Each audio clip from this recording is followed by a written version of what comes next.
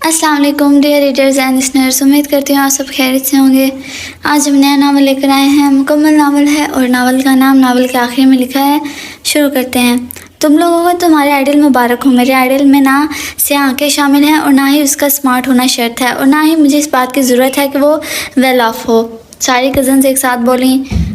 सरोज के आइडल में सारे जहाँ की बुराइयां होंगी। अरूज ने दाद दी। जी अब ऐसी भी अंधी नहीं लग रही। उसने इसे देखा। मसनूई गुस्से से उसे घूरा।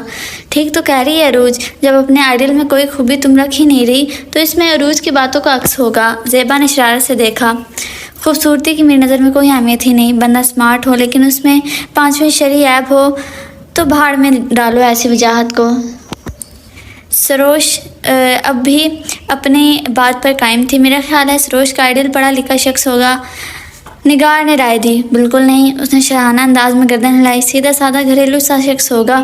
महरू ने खोज लगाई। अब इतना सीधा भी ना हो कि लोग उसे बुद्धू कहें। फिर ज़ेबा के ख्याल में सरोज का आइडल कोई पहलवान होगा। ज़ेबा का अंदाज़ा मज़ाकिया था। पहलवान। सब ने एक दूसरे को हैरत से देखा और खिलखिला कर हंस दिए। अब मुझे आइडल के नाम पर बम भी नहीं चाहिए, उसने खजालत से कहा। फिर कोई पुलिस ऑफिसर होगा? नहीं। अदाकार, गुलकार, फनकार? नहीं।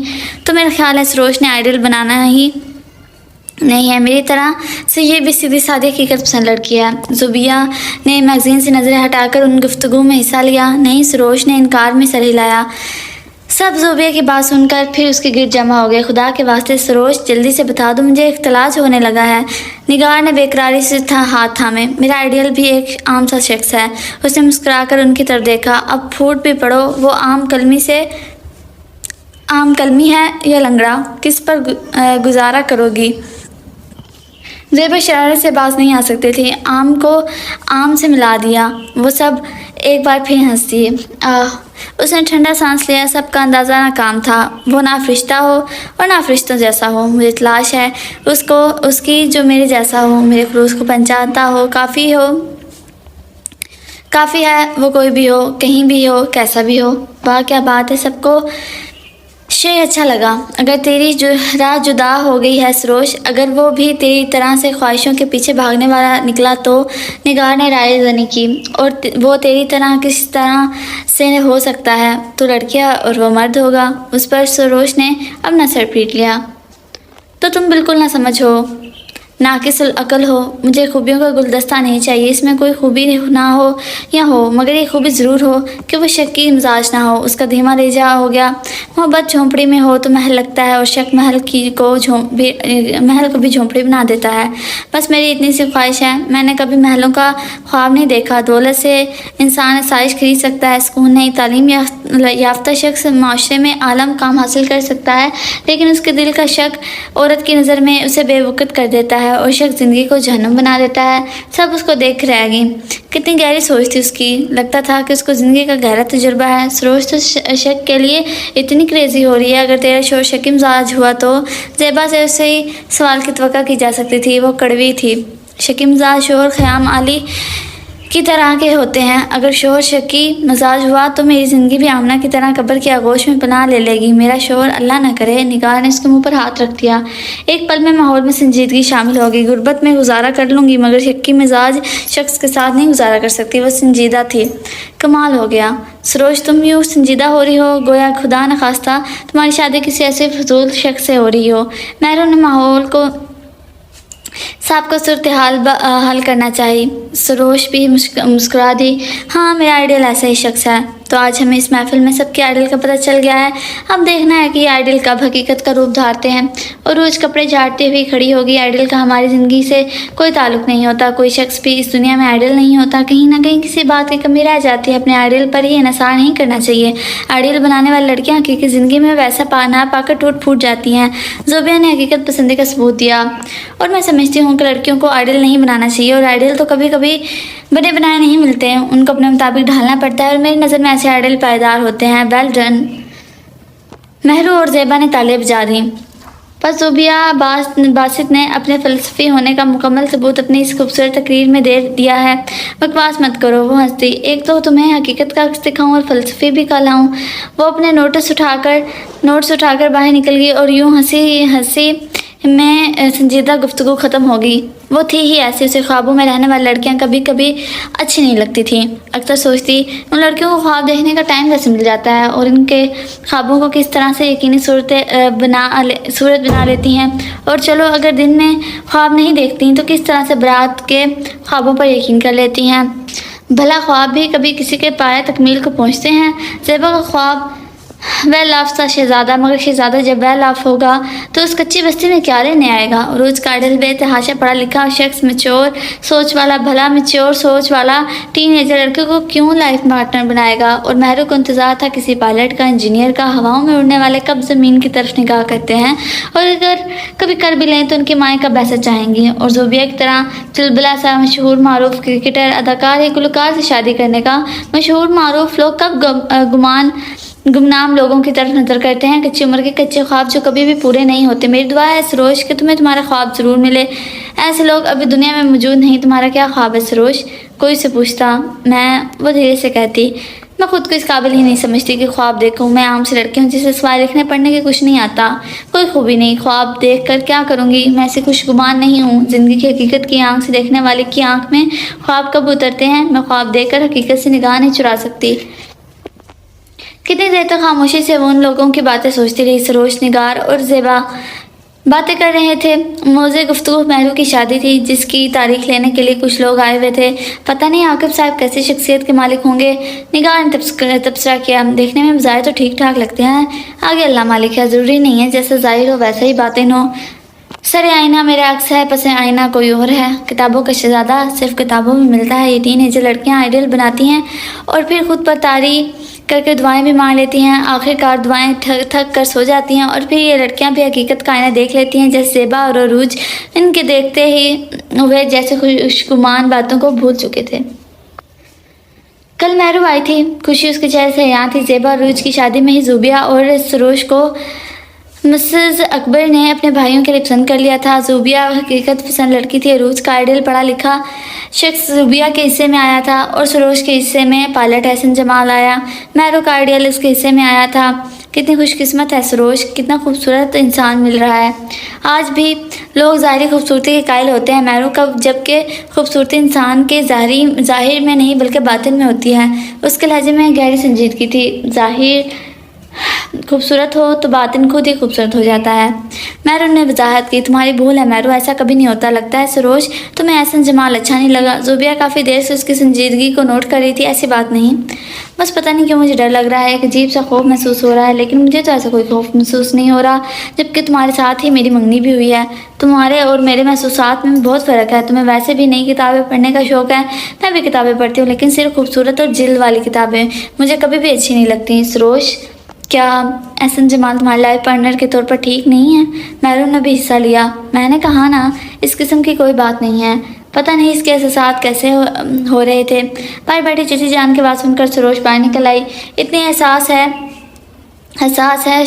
सरोज, पता नहीं इसका क्या बनेगा। महरू ने उसे जाते हुए देखा। वालैन की महरूमी ने उसे और भी एहसास बना दिया था। चची जान का खौफ उसके अंदर बैठ गया था।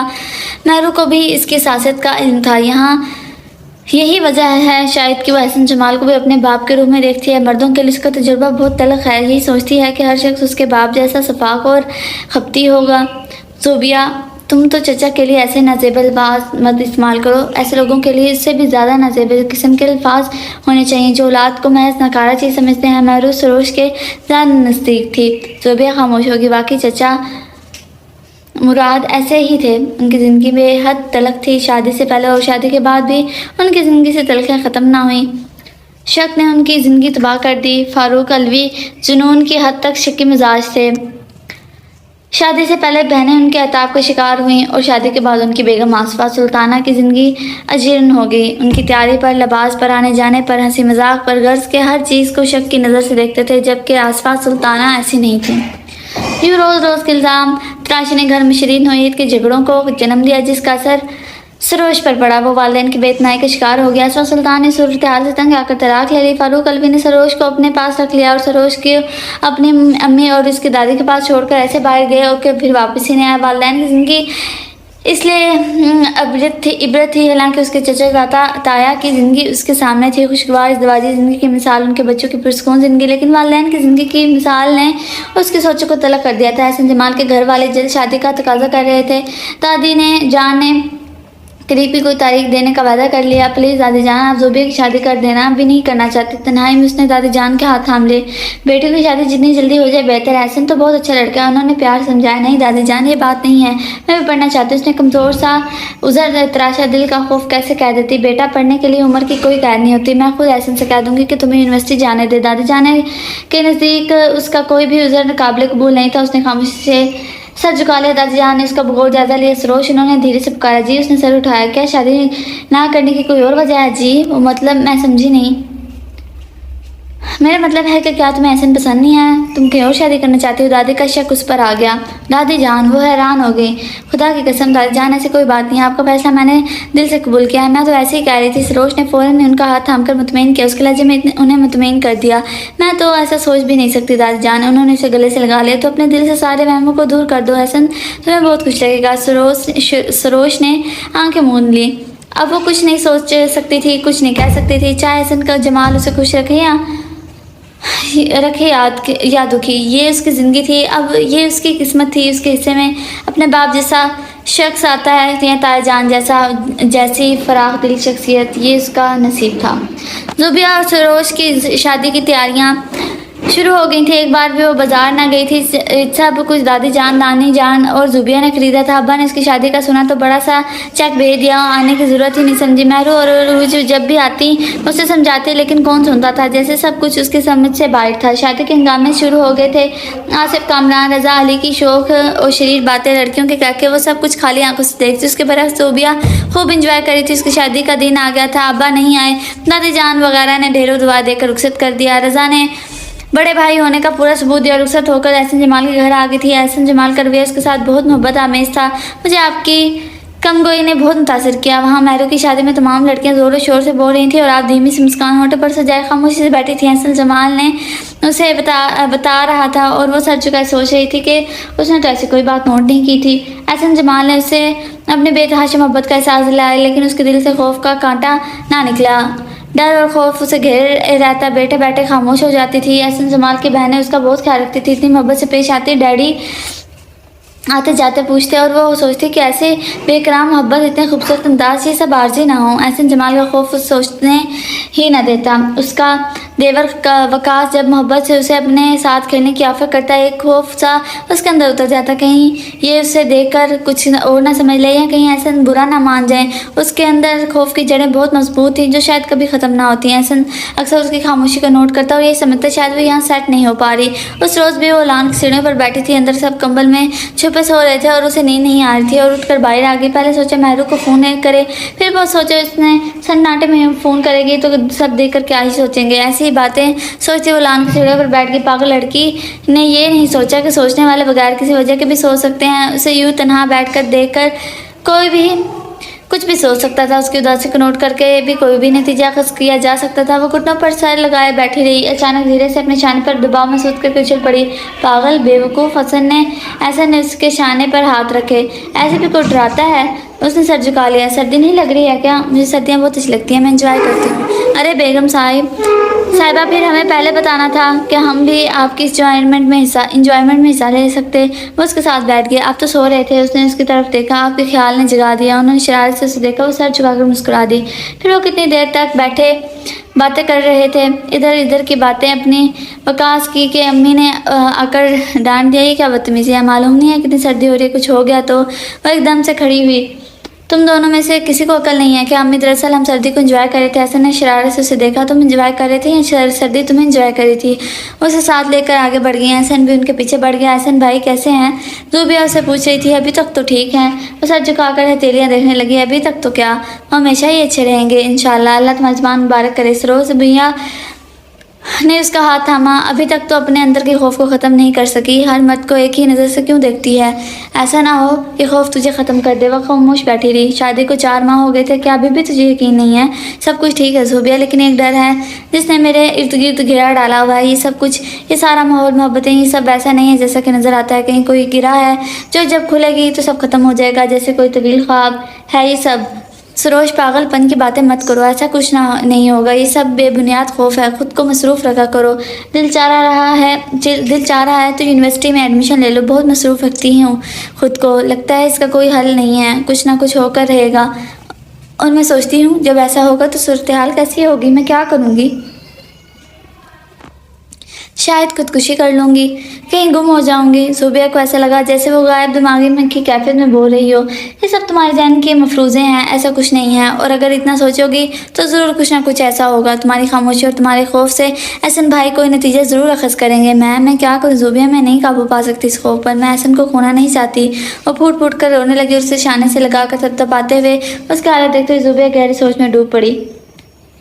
एहसन की बेतहाशा मोहब्बतें थीं। सारा और खिजरा का पुरखलूस रवैया, अम्मी की मोहब्बत, मगर जाने कैसे खौफ के आसेब ने उसे अपनी खूनी पंजों में जकड़ रखा था कि उसे रहाई ना मिल रही थी। माँ बाप की मोहब्बत से महरूम सरोज अपनी अम्मी को बहुत अजीज़ हो गई थी। वो बहुत ख्याल रखती थी उसका। उस रोज़ भी रात को पुरसकून माहौल में सब बातें कर रहे थे, मूँगफली खाते हुए एक दूसरे की मूँगफलियाँ छीन रहे थे और वो सबकी बातें सुनते हुए दाना दाना चुग रही थी, उनकी बातों में हिस्सा ले रही थी। थोड़ी देर बाद एहसन ने छीली हुई मूँगफलियाँ उसके हथेली पर रख दी। इतनी कंजूसी उनसे मत खाओ कि मूँगफलियाँ भी पनाह मांगने लगें। उन्होंने झुककर सरगोशी की। खा तो रही हूँ। वो फिर उनकी तरफ मुतवज्जा हो गई। कमरे में आकर एहसन उससे कितनी देर तक बातें करती रही। आखिरी लम्हों तक जब आंखें मूंद नींद से बोझल होने लगीं तो उसके होंठों पर मुस्कुराहट थी। खौफ का कहीं शाइबा तक ना था, लेकिन जाने कौन सा साल था कि रात के वो चीख मारकर उठ बैठी। सरोज, क्या हुआ है? एहसन भी उठ बैठे। अम्मी, डैडी सब आगे। वो रो रही थी, शायद ख्वाब में डरी है। अम्मी ने उसे साथ लगाया तो जाने कैसे सुकून उसके अंदर उतर गया। एहसन ने पानी पिलाया। अम्मी ने उस पर सूरतें पढ़कर फूंकी। उसने लेटकर आंखें मूंद लीं। कुरानी आयत पढ़कर सोया करो, ख्वाब परेशान नहीं करेंगे। अम्मी ने कंबल उड़ाया, प्यार किया और सुकून से सोने की ताकीद करने चली गई। और एहसन अपनी जगह पर लेटे उसके इस तरह बुरी तरह खौफज़दा होने के बारे में सोचने लगे। नोट तो काफ़ी दिन से कर रहे थे, आज उन्होंने मुकम्मल इरादा कर लिया किसी अच्छी साइकोलॉजिस्ट से मिलने का। सुबह वो नॉर्मल थी। एहसन बज़ाहिर हंसी मजाक करते हुए उससे नोट कर रहे थे। जाने ख्वाब की कैसी दहशत थी। उसकी रंगत पीली हो रही थी। वो हंसी भी साथ नहीं दे रही थी। उसकी आंखें उदास थीं। एहसन ने कप होंठों से लगाया, गोया उसका साथ भी ज़बरदस्ती कबूल किया है। वो मर्द थे, कभी कुछ भी सोच सकते थे। मर्द की सोच पर पाबंदी नहीं होती। मैं इत्तेफाक था कि उसके पास वकास के बेहद इसरार पर अभी अभी सारा उठ कर गई थी और कैरम खेलते हुए वकास के लतीफ़े पर बेसाख्ता हंसते हुए उसने सर उठाया। सामने एहसन खड़े उसे गहरी संजीदगी से देख रहे थे। बेसाख्ता उसके होंठ बंद हो गए। आप बहुत अच्छा हंसती हैं भाभी, प्लीज़ यूँ हंसते हंसते खामोश मत हुआ करें। लगता है कि किसी खौफनाक सी चीज़ को देख लिया है। एहसन उल्टे पाँव वापस मुड़ गए। बस वकास अब नहीं। वो भी एकदम एहसन के अंदाज पर खौफज़दा होकर खड़ी हो गई। अभी कहाँ? अभी तो मैंने आपको हरा कर ट्रीट लेनी है और अभी तो भाभी जान भी नहीं आई। उसने एकदम से उसका हाथ थाम लिया। नहीं, एकदम से उसने हाथ को झटका दिया। उसके अंदर का खौफ सारी तनाबीन तोड़कर बाहर आया था। एहसन ने वकास को हाथ पकड़ते हुए ना देख लिया हो। वो बाहर निकल कर अपने बेडरूम में आई। एहसन रुख मोड़कर उसे देखने लगा। वो जो कुछ वो सोचती थी, जो कुछ उसे खौफज़दा रखता था, वो सारे खौफ अपनी तमाम तरह हकीकतों के साथ एहसन जमाल के चेहरे पर रकम थे और वो होंठ अदा कर रहे थे। और सरोज वहीं दरवाजे पर पत्थर हो गई थी। लगता था जैसे कुछ सुनाई ही नहीं दे रहा था। उसके खदशे पे बुनियाद नहीं थे। एहसन उस पर से बदगुमान हो गए थे। वो गायब दिमागी से लाउंज में बैठी टेलीविज़न पर चलती फिरती तस्वीरों को देख रही थी, लेकिन दिमाग कहीं और बहुत दूर था। तमाम दुनिया के मर्द एक जैसे होते हैं, शकी मिजाज, फैसल, संगदिल। मर्द का जो रूप उसने बचपन में देखा था, आज वही रूप उसके सामने था। मर्द रास्ते बदलने के लिए कुछ भी कर सकते हैं। उसकी माँ लड़ लेती थी, बोलकर अपने दिल की भड़ास निकाल लेती थी, लेकिन वो लड़ नहीं सकती थी। वो बोलने उसे आता ही नहीं था। वो अपनी माँ की तरह का फैसला नहीं कर सकती थी। अब सारी उम्र उसने इसी घर में रहना था, उसकी शकी मिजाज मर्द के साथ। और उसका आइडियल शोर वो था जो शक्की मिजाज ना हो। मगर आइडियल कब मिलते हैं? ये तो दिल बहलाने की एक सूरत होती है, वरना क्या हकीकत में ऐसे पैकर वजूद में आते हैं। कुछ नहीं, वो कुछ भी नहीं कर सकती थी। भाभी आप सियासी तबसरा कब से देखने लगी? सारा शायद उसके कान के पास चीखी थी। वो एकदम से चौंक गई। वो इतने गौर से देखा जा रहा था सियासी तबसरा, उसके पास ही बैठ गई। नहीं तो वो संभल गई। अच्छा, सारा स्क्रीन की तरफ मुतवज्जा होकर चैनल तब्दील करने लगी। एहसन का रवैया अक्सर बदल गया था। बेडरूम से बाहर बेहद खुश और अंदर बेहद खामोश। उसे समझ में कुछ नहीं आ रहा था कि वो क्या करे, किससे कहे, कौन से समझाए। बात करने की कोशिश की, उन्होंने झिड़क दिया। अब कब तक इंसल्ट करवाती। खुद भी क्रेज़ की राह अपनाई। घर जाती तो किस उम्मीद पर जाती। दादी बीमार थी और बाकी सब बेहद मसरूफ़। कौन उसका मुंतज़िर था? ऐसी खामोशी से लगता था अंदर ही अंदर मर जाएगी। खैरियत भाभी आजकल बहुत खामोश हैं। क्या भाईजान से झगड़ा हो गया है? आकाश उसके सामने था। वो खाली नज़रों से देखती रही। नहीं तो फिर क्या, घर वाले याद आ रहे हैं। उसके सामने बैठ गया। बात ये नहीं है, दरअसल एक सूट का डिज़ाइन पसंद नहीं आ रहा था। या खुदा, एक सूट के लिए इतनी परेशानी लाई है, दिखाएं कैसा डिज़ाइन चाहिए। वह वकास पर सर पर सवार था। वो परेशान हो गई। तुम्हारे मतलब का नहीं है, उसने जान छुड़ानी चाहिए। इतने इशार पर बताया तो दिखा भी दो भाभी। दरवाजे में एहसन खड़े थे। उसका खून जमने लगा। हाँ देखें भाईजान, एक सूट की वजह से परेशान है और अब दिखा भी नहीं रही। वकास सर पर चढ़ गया। मैंने कहा ना वकास, तुम्हारे मतलब का नहीं है। वो तब कर बोली। वो कमरे से बाहर निकल गई। ये भाभी को क्या हुआ है? वकास सायरा से देखने लगा। हो जाता है कभी कभी। ऐसे अखबार की तरह मुतवज्जा हो गया। वकास ने उसे बेनियाजी पर शान झुकाया और बाहर चला गया। भाभी, भाईजान की सालगिरह आ रही है, खामोशी से सेलिब्रेट करनी चाहिए। वो सरसरी नज़र से अखबार देख रही थी कि सारा ने चौंका दिया। हाँ भाभी, इस दफ़ा तो आप भी हैं। भाईजान की सालगिरह को यादगार बनाते हैं। खिज़रा को जोश में आकर बोली। बेनाम से खुशी उसके अंदर उतरने लगी। शायद एहसन सारी नाराज़गी भूल जाएं, उसकी ज़ात की अहमियत दे दें, उसी खुशी के मौका पर उसे बेबुनियाद झगड़े को ख़त्म कर दें। ऐसे झगड़ों का अंजाम सिवाय दुख के और कुछ नहीं होता। वो भी अंदर ही अंदर खुश होने लगी। कब से है सालगिरह? अगले हफ्ते 16 नवंबर को। फिर तो बहुत थोड़े दिन रह गए हैं। हाँ, और हम चाहते हैं कि भाईजान को बिल्कुल भी ना बताएं, बल्कि सरप्राइज़ दें। सरोज को भी आइडिया अच्छा लगा। हाँ, ऐसे सालगिरह बहुत अच्छी होती है। उसने खुद को मुतमईन कर लिया और फिर तीनों मिलकर डिशेस के मतलब सोचने लगे। सब अपने हाथ से दो दो डिशें बनाएंगे। केक वकास से मंगवा लेंगे। और खिज़रा ने मुकम्मल कर दिया। और अगर ऐसे नाराज़ हो गए फिर? उसने खदशे का इजहार किया। जी नहीं, भाईजान कोई बेवकूफ़ नहीं है जो नाराज़ होंगे। अगले दिन ये तीनों बाजार की गिफ्ट लेके आए। सारे ने परफ्यूम, खिज़रा ने टाई सेट लिया। सरोज ने बहुत कुछ सोच कर बेहद खूबसूरत सा कुर्ता शलवार लिया। साथ एक परफ्यूम और ब्लैक घड़ी खरीद ली। भाभी का गिफ्ट बहुत महंगा होगा। गिफ्ट के लिए पैसों को नहीं देखा जाता, बल्कि खुलूस और मोहब्बत देखा जाता है। खरीदा हुआ गिफ्ट मोहब्बत और खुलूस से ही महंगा लगता है। सरोज बाहर आ गई उनके साथ। फिर उन लोगों ने और दूसरी अशिया खरीद ली। एक सूट खरीदा। उससे भी इसरार किया कि मगर उसने इनकार कर दिया। घर आकर उसने सबके साथ मिलकर पैक किया। अंदर खूबसूरत से विशिंग कार्ड पर नज़म लिखी, अपना नाम लिखा। साथ ही पैक करके अपने कपड़ों के नीचे छुपा दिया। आजकल एहसन उसे बड़ी अजीब सी नज़रों से देखते थे। वो अंदर तक लड़ जाती थी। पूरी कोशिश होती थी कि एहसन उसे वकास के साथ ना देखें। उस रोज़ शाम को ज़ूबिया, महरू और अरूज अपने अपने शोरों के साथ आ गई। साथ ही रज़ा और अमर भी थे। उसके चेहरे पर रौनक आ गई। खूब उछली, अच्छी तरह सबसे मिली। अमर और रज़ा ने हंसा कर लोट पोट कर दिया। साथ ही वकास भी मिल गया। ऐसे ही किसी बात पर हंसते हुए उसने अमर के हाथ पर हाथ मारा। अस्सलाम वालेकुम एहसन भाई, ज़ुबिया ने बेसाख्ता कहा और उसकी हंसी को ब्रेक लग गया। मगर एहसन बाजार हंसते हुए सबसे मिल रहे थे। उसके चेहरे पर तनाव की लहर साफ नजर आ रही थी। वो अंदर तक डर गई। सब लोग चले गए। एहसन की खामोशी किसी तूफान का पेश खामा लग रही थी। डरते डरते अपने बेडरूम में दाखिल हुई हूँ तो मेरे पीछे ये सब होता है। एहसन की आवाज़ ने उसके वजूद को सर्द कर दिया। मेरे सामने, मेरे घर में तो तुम यूँ रहते हो जैसे यहाँ बेपनाह अफरियत ने तुम्हें रखा हुआ हो। एहसन, वो हैरान रह गई। कह दो कि मैं बकवास कर रहा हूँ।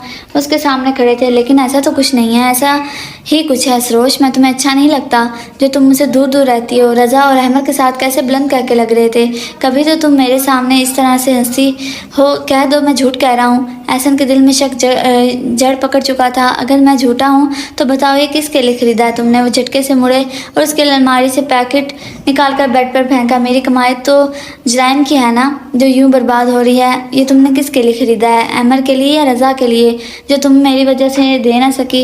ऐसा इल्ज़ाम उस पर यूँ लगेगा वो सोच भी ना सकी। उसकी नज़रें अपने सामने ही झुक गई। मर्द कभी नहीं बदल सकता। उसकी किस्मत में भी उसकी माँ की तरह शक की मिजाज शोर लिखा था। शक जिसका कभी भी खात्मा नहीं हो सकता। अगर मैं इतना ही बुरा हूँ तो तुम कह क्यों नहीं देती कि मुझे तलाक दे दो?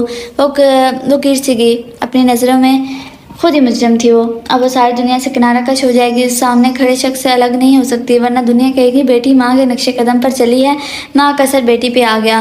बताओ क्या चाहती हो तुम? उन्होंने इसे झंझोड़ दिया। उसने ज़रा से पलकें उठाई। सामने खड़े शख्स की आंखों में तूफान रक्सां थे और उसकी सारी जान आंखों में सिमट आई। उसने पलकों को झुका लिया, बहुत हिम्मत से कहा, आई एम सॉरी, आइंदा ऐसा नहीं होगा। वो कंबल में छुपकर लेट गई। आंसू गोया मंजमद हो गए, जैसे शब आंखों को अंधा कर देता है। काश ये शख्स गिफ्ट खोल कर देखता, फिर मुझे सजा सुनाता। सुइयां सीने में चुभने लगी। कमरे में गहरा सन्नाटा फैल गया। सुबह अपने अंदर का दुख छुपाकर अम्मी से कह रही थी कि अम्मी मैं घर चली जाऊं, दादी की तबीयत बहुत ख़राब है। जाओ बेटा, ज़रूर जाओ, तुम्हारी दादी बहुत मोहब्बत वाली हैं। तुम मुझे सुबह कह देती ऐसे छोड़ देता ऑफिस जाते हुए। नहीं अम्मी, डैडी आज ऑफिस नहीं गए, आप मुझे छोड़ दीजिएगा।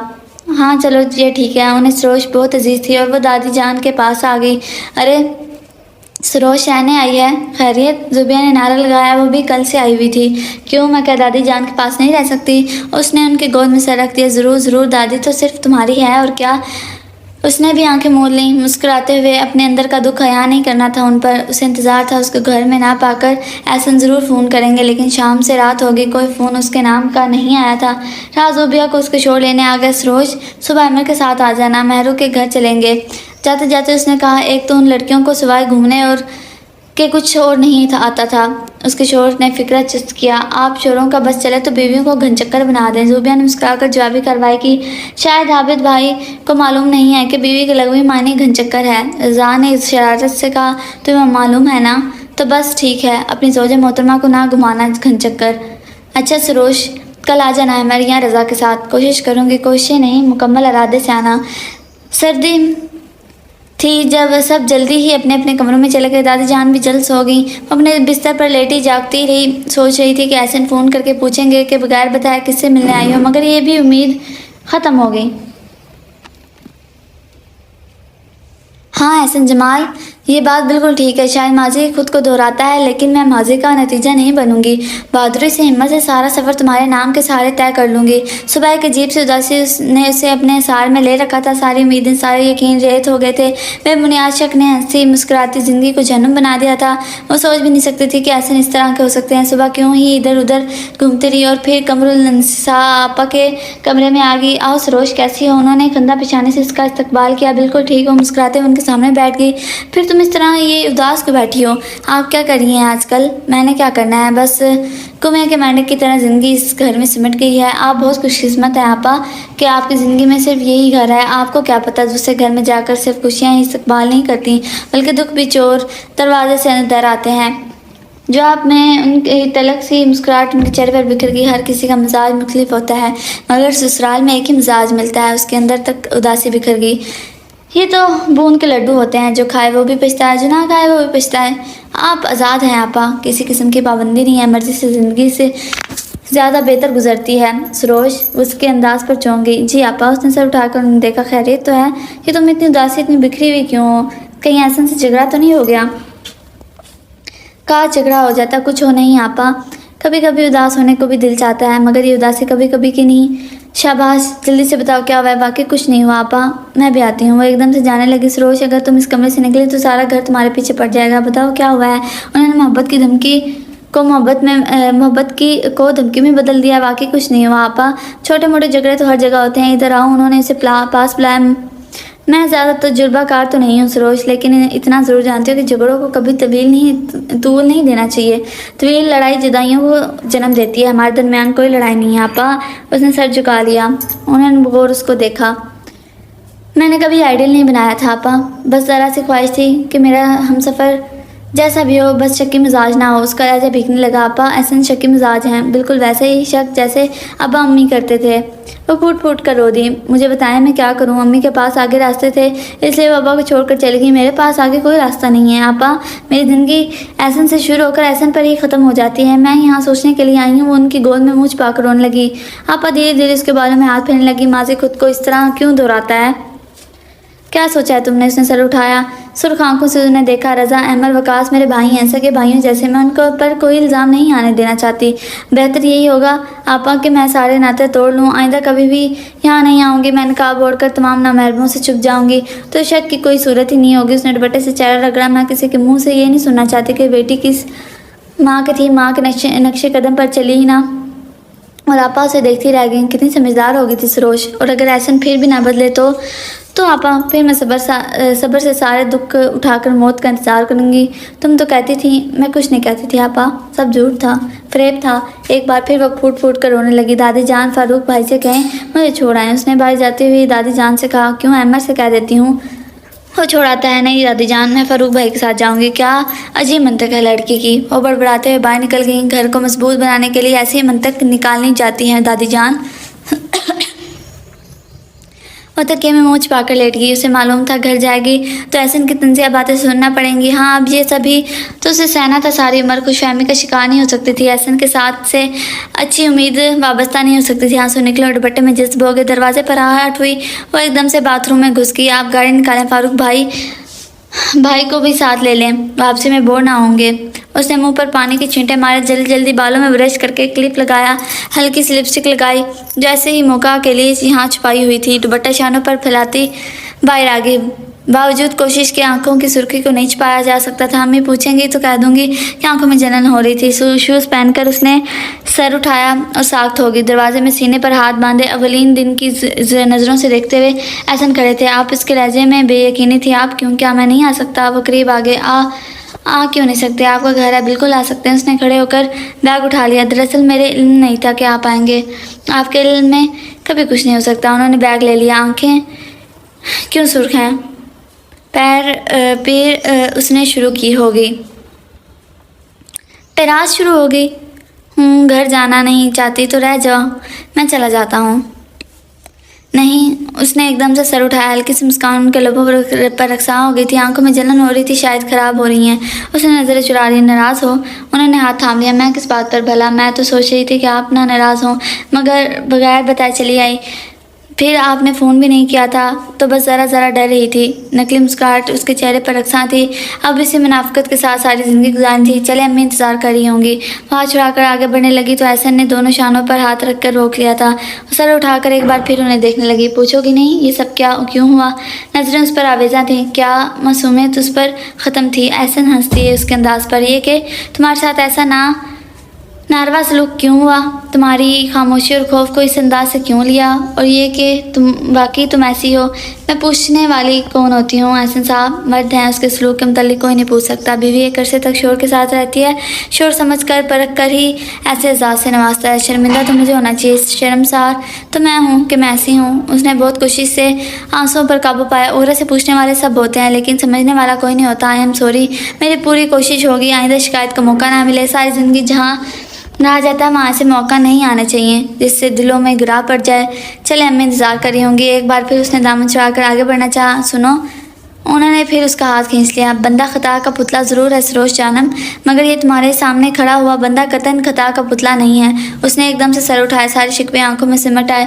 ये सब मैंने इसलिए किया कि तुम्हें अपने करीब ला सकूं, तुम्हारे दिल से तमाम वहमों को दूर कर सकूं, जिसने तुम्हारी खुशियों को तुम्हारे लिए अधूरा कर दिया। जी, उसने बेयकीनी से उसे देखा। तुम उदास रहती थी, एकदम से बैठे बैठे गुम हो जाती थी।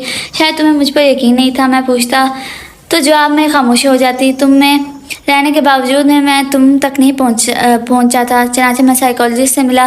मैं और जोबिया से तुम्हारे मुतालिक पूछा, मामलात हासिल किए और मालिश के मुशरे से ड्रामा किया ताकि तुम्हारी बेयकीनी ख़त्म हो जाए। मुझ पर यकीन कर लो, तारीख हमेशा अपने आप को इसी तरह से नहीं दोहराती। मैं तुम्हारे माजी का हिस्सा नहीं था। और क्या मैं नहीं जानता कि तुम क्या हो? एक बीवी को उसके शोर से ज़्यादा कोई दूसरा नहीं जान सकता। आंसू तार तार बहने लगे। मैं जानता था हर मर्द का एक ही रूप नहीं होता। शक औरत को खुद पैदा करती है। आई एम सॉरी। उन्होंने हाथ जोड़ दिए। तुम हर्ट हुई, लेकिन तुम तक पहुँचने के लिए सब ज़रूरी था ताकि तुम्हारे दिल से सारी बदगुमानियाँ दूर हो जाएं। अब मैं तुम्हारे सामने हूँ, जो चाहे सजा दो। नहीं, वो बेख्तियार दोनों हाथों पर पेशानी टिकाकर फूट फूट कर रो दिया। एहसन ने एक हाथ उसके सर पर रखा। यकीन कर लो, मोहब्बत कभी भी शकी नहीं होती। मैं तुम्हारा हूँ, हमेशा से तुम्हारा रहूँगा, हमेशा। उन्होंने उसका सर उठाया, चेहरा भीग गया था। आई एम सॉरी, मैंने आपके मुतालिक गलत सोचा। गलत सोच ख़त्म करने के लिए ही तो इतने दिनों की दूरी बर्दाश्त की है। उन्होंने शरारत से उसकी पेशानी से बाल हटाए, रुमाल से चेहरा खुश किया। सालगिरह का तोहफा बहुत खूबसूरत है लेकिन मैंने खोला नहीं है। फिर पता कैसे चला? उसने हैरानी से उन्हें देखा। सुबह गिफ्ट देते हुए सारा बता रही थी, फिर ईद आ रही है, तुम्हें भी गिफ्ट देना था। ओह उसने सर झुका लिया। आज तो एहसन की सालगिरह, हैप्पी बर्थडे टू यू। उसने बेख्तियार सर उठाया। Same to you. उन्होंने धीरे से झुककर उसे कहा। तोहफा? उन्होंने हाथ फैलाए। घर जाकर मिलेगा। उसने उनके हाथ थाम लिए। इससे खूबसूरत तोहफा क्या होगा। रूठे सनम को मना लिया और उसके शाने पर हाथ रखकर आगे बढ़ने लगे। अम्मी अपनी बहू को और सारा वकास अपने भाभी को लेने आए हैं, उन्होंने इतला दी। अच्छा। फकरिया मुस्कुराहट उसके होंठों पर बिखरने लगी। सरोज और एहसन के रिश्ते में इस ड्रामे के बाद जो नई सैर हुई थी वो महज एक जज्बाती मिलाप नहीं था, बल्कि सरोज के लिए एक नए जन्म की मानत थी। गाड़ी में बैठते ही आकाश ने हमेशा की तरह माहौल को हल्का करने की कोशिश की। भाभी भाईजान तो ऐसे संजीदा बने घूम रहे थे जैसे कोई खुफिया मिशन पूरा करके आ रहे हों। हमें तो घर में उन्होंने सांस भी नहीं लेने दिया कि कहीं सरप्राइज़ ख़राब ना हो जाए। सरोज ने एहसन की तरफ देखा, जिनकी नज़रें अब भी पिछले शीशे से सरोज पर ही थी टिकी हुई थी। उनकी आंखों में शरारत भी थी और एक आज़ाना इल्तिजा भी, जैसे वो अब भी अपनी इस खता को मुकम्मल माफ़ी के मुंतज़िर हैं। सरोज के लबों पर एक हकीकी मुस्कुराहट उभरी, वो मुस्कुराहट जो बरसों से उसके चेहरे से रूठी हुई थी। अब उसे अपनी माँ का माज़ी धुंधला होता हुआ महसूस हो रहा था, क्योंकि उसका हाल एक ऐसे मर्द के साथ था जो उसके साय से मोहब्बत करता था। हम घर पहुँचते ही अम्मी ने सरोज को गले से लगा लिया। सारा और खिज़ा ने लाउंज को गुब्बारों और लाइटों से सजा दिया। एक बड़ा सा केक मेज़ पर रखा जिस पर लिखा था हैप्पी बर्थडे एहसन जमाल। चलो भाईजान अब जल्दी से केक काटे, हमें बहुत भूख लगी है, वकास ने तालियां बजाते हुए कहा। एहसन ने छुरी उठाई लेकिन वो वहीं रुक गया। उन्होंने सरोज का हाथ थामा, उसे अपने साथ खड़ा किया। ये केक मैं अकेला नहीं काटूंगा, मेरी ज़िंदगी का असल सरप्राइज़, मेरी असल खुशी तो अब मेरे साथ है। सब ने खुशी से तालियां बजाईं और सरोज ने धीमे से एहसन के हाथ साथ मिलकर केक काटा। वो लम्हा सरोज के दिल पर लगे हर पुराने जख्म के लिए मरहम बन गया।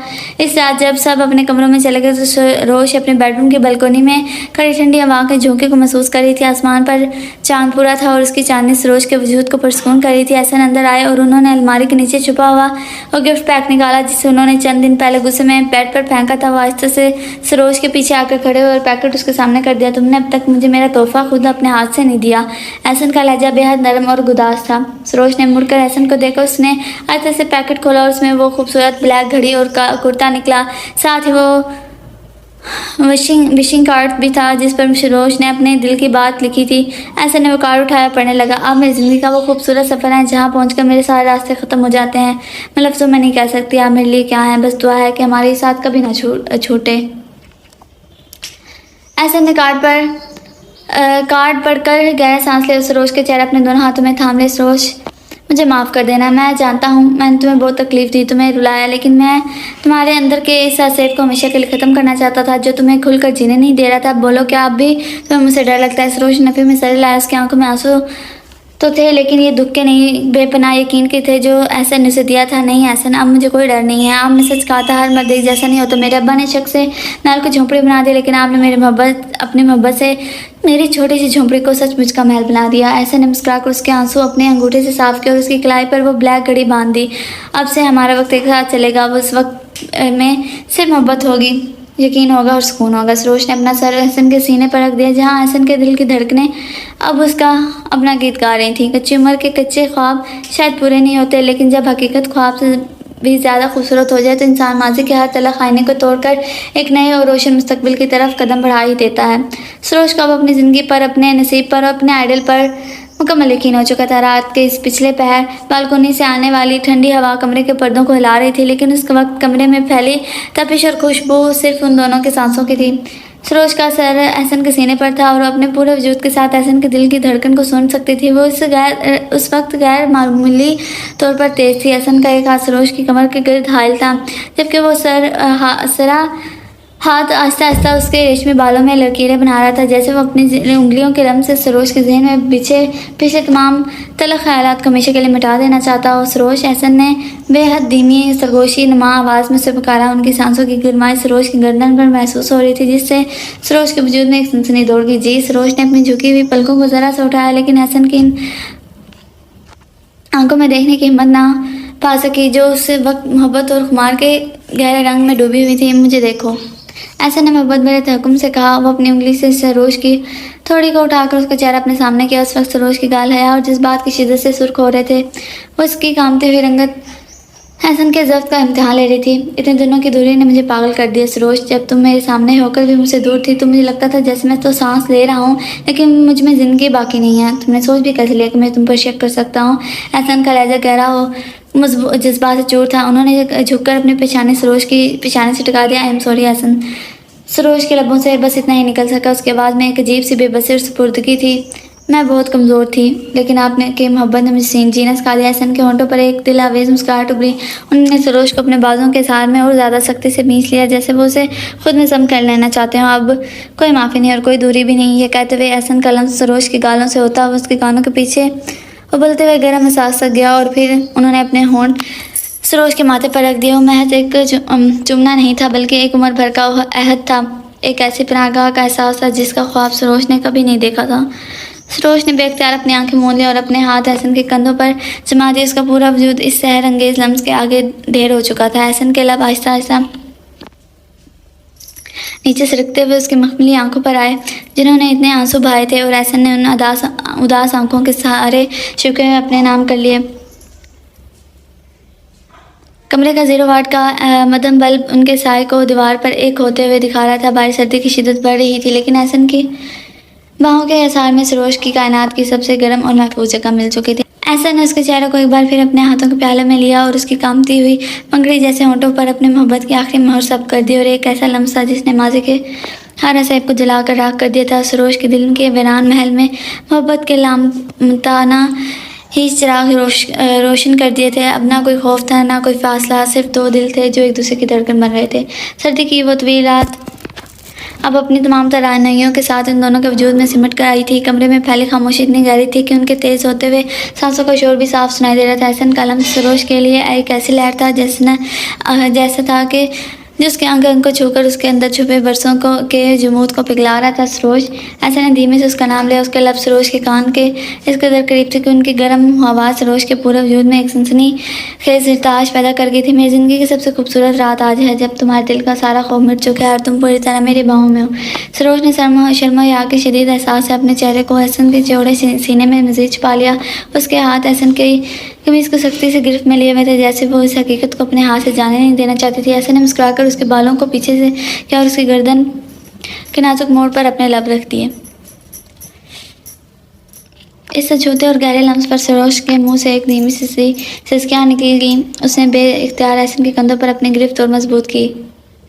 एहसन अब बस करें, सरोज ने इंतहाई कमज़ोर इल्तिजा भरी आवाज़ में कहा, लेकिन उसकी ये मखमली आवाज़ एहसन की जज्बात की आग को भड़काने का सबब बन रही थी।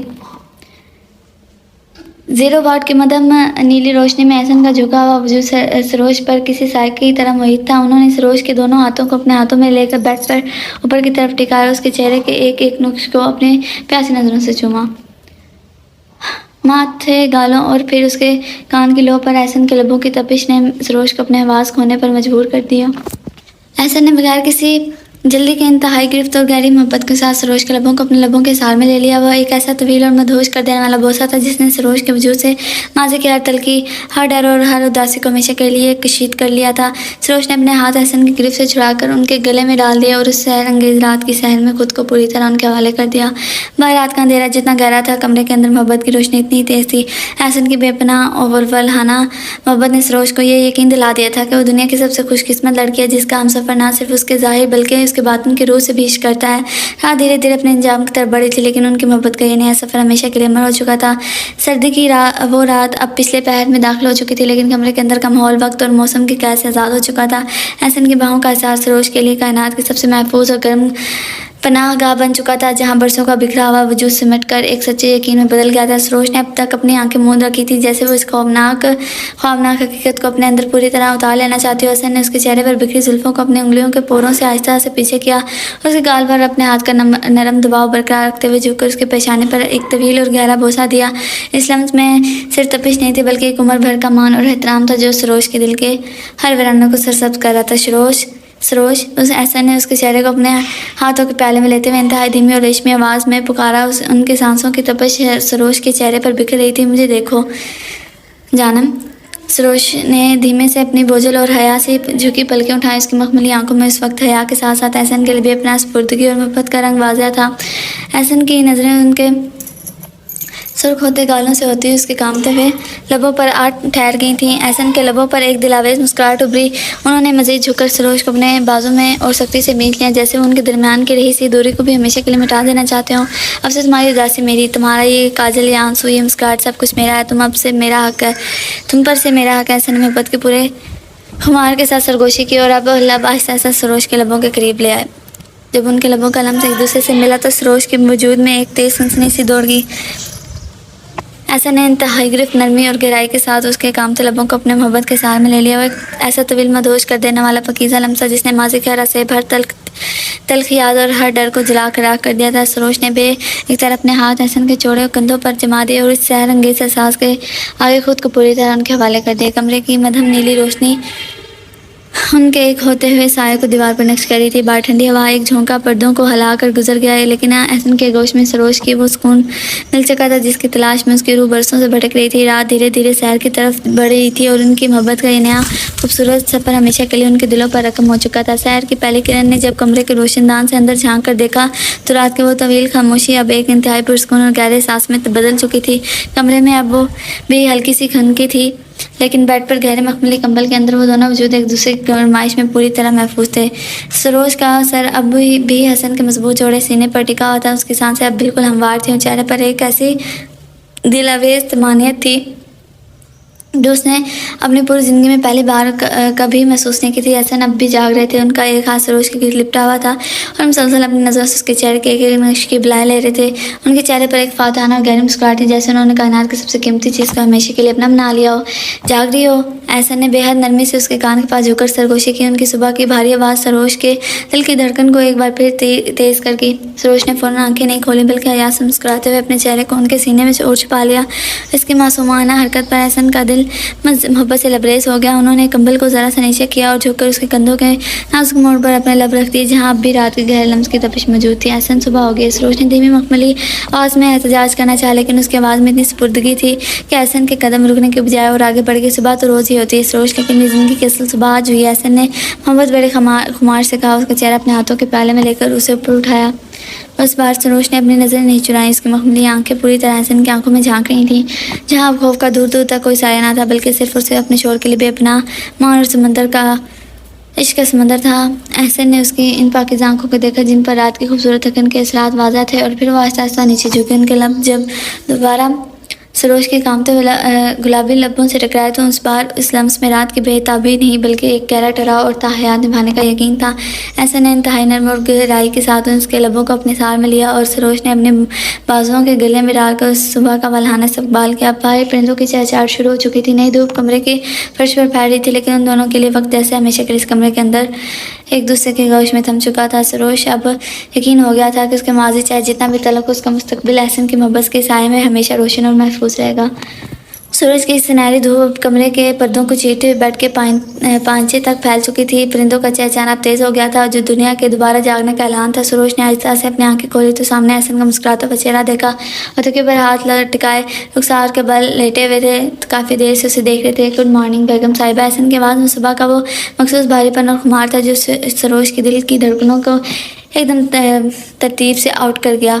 सरोज ने हया से चेहरा दूसरी तरफ मोड़ना चाहा, लेकिन एहसन ने पहले ही उसके कमर के गिर्द अपने बाजू का घेरा सख्त कर दिया और सबने और कभी करीब खींच लिया। अब छुपने की कोशिश बेकार है। अब तुम्हारी हर सुबह, हर शाम, हर सांस पर से मेरा हक है। सरोज के लबों पर एक खूबसूरत मुस्कुराहट फैल गई। उसने अपने नाजुक हाथ एहसन के सीने पर रखे और उसकी आंखों में झांकते हुए धीमे से कहा, गुड मॉर्निंग। आप रात से जाग रहे हैं क्या? जब कायनात की सबसे खूबसूरत हकीकत मेरी बाहों में हो तो मैं सोने में वक्त क्यों बर्बाद करूँ?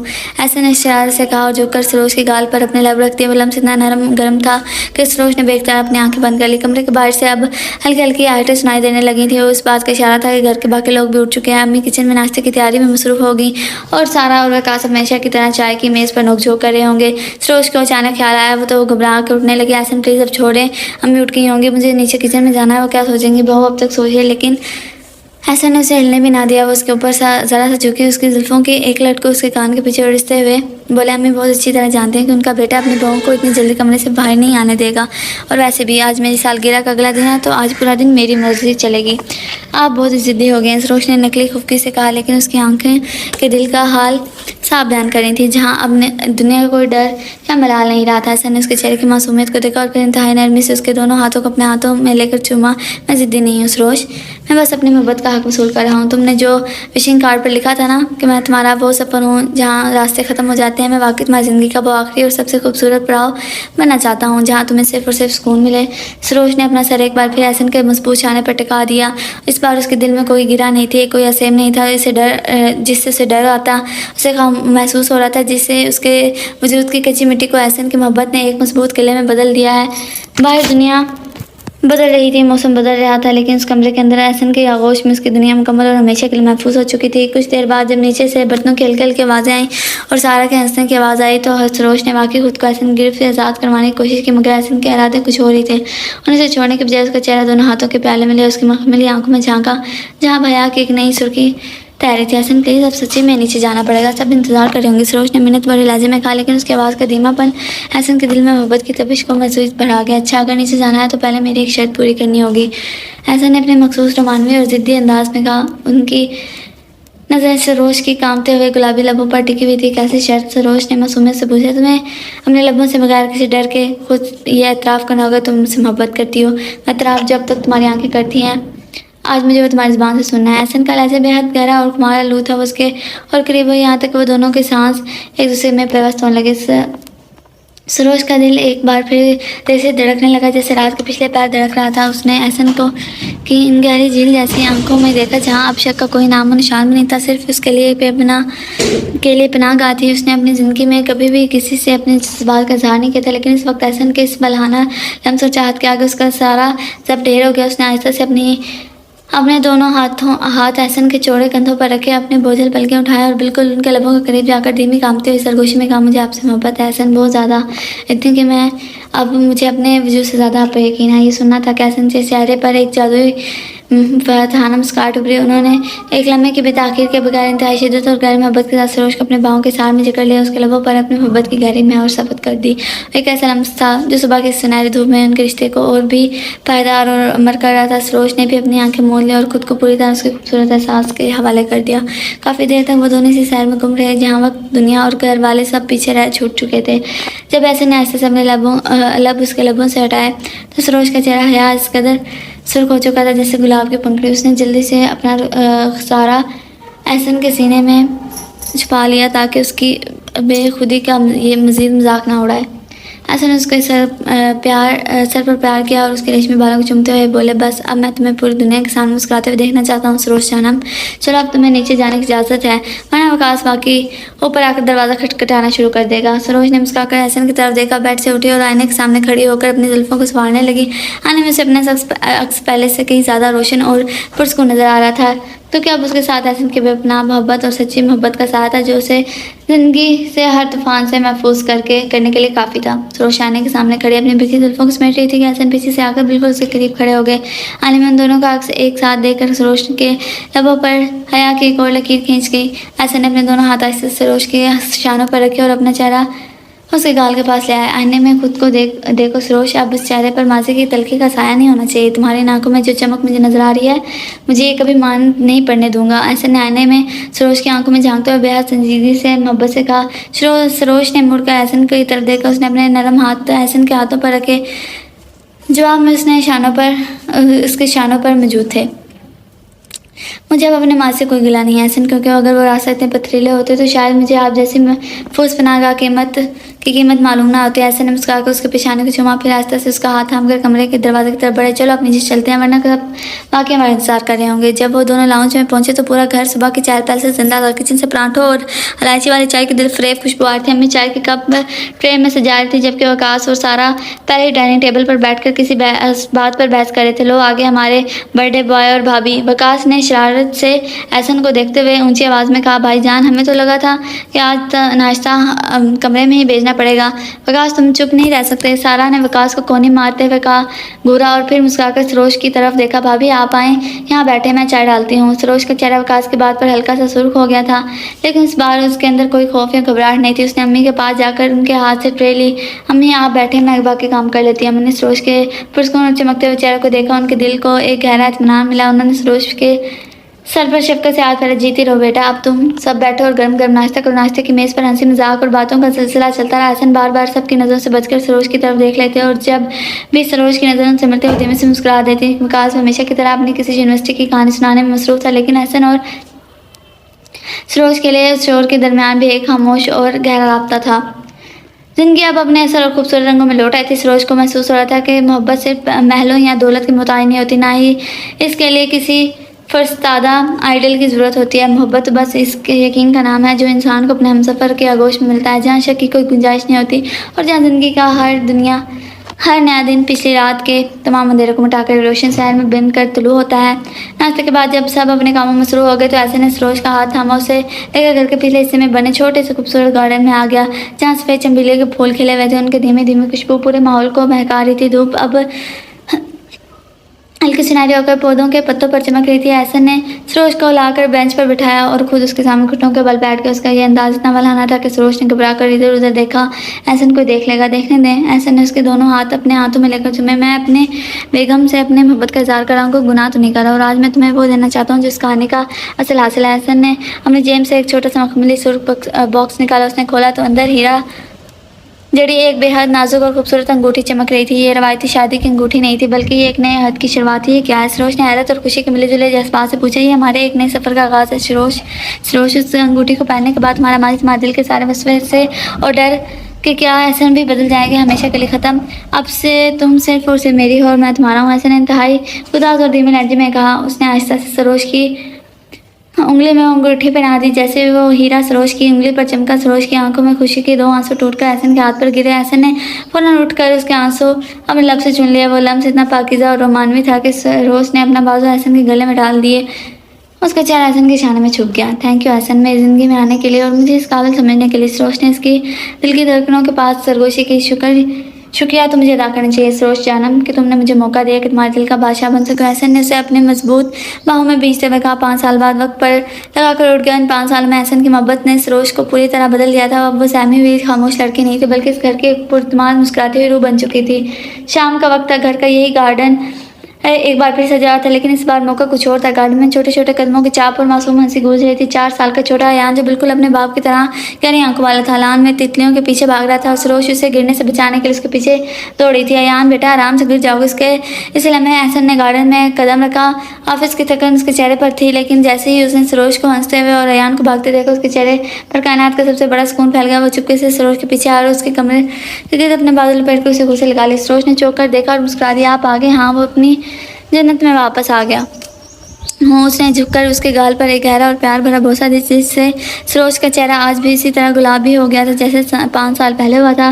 बाबा, अयान ने अपने बाबा को देखा तो दौड़ता हुआ आया और ऐसे ने उसे अपनी एक बाहों में उठा लिया, जबकि दूसरे बाजू से सरोज को अपने साथ लगाए रखा। सूरज आहिस्ता आहिस्ता वक्त में डूब रहा था। उसकी नारंगी और सुनहरी रोशनी उसके खूबसूरत और मुकम्मल खानदान पर फैल रही थी।